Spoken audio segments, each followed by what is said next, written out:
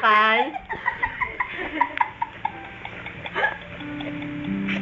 Siya nanginginig yung ano ko, yung kamay ko. Tatawa ako. O, natumba na yung Chucky. Ay, lalo lumayo. Lumayo lalo. Aso talaga ito. Gumagalaw na lang yung Chucky. Umuusog na lang mag-isa eh. Umuusog na lang yung Chucky. Uy, mapasisibus na. Uy, ubus na. Ay, naku, Diyos ko. Paano mo natutong kumain? Uminom. Yung kumain, okay lang. Di ba minsan umahawak siya ng tunog? Ayun, ay. Iba na lang inaawak.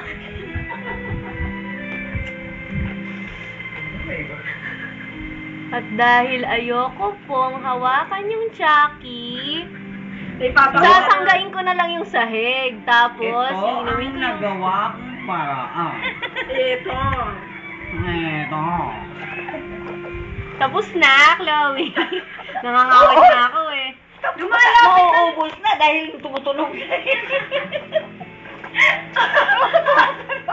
Hangin na lang.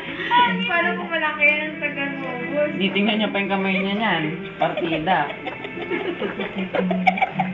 Sa iba pa siya nakatingin.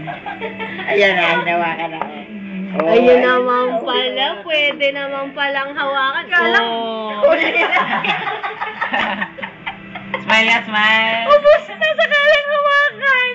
Diyos ko. At least, pero kaya lang mapili ko pipipiin niya yan eh. Oo, kasi kung kanina natatapon kasi kaya ayaw niya hawakan. Ay, kinahihin niya. Ayaw niya.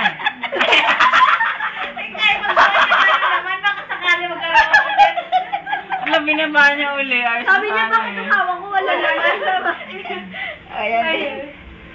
Okay na. Pinipisil niya. Ay, gusto pa niya siguro, Tlit. Kuha Yan. na na.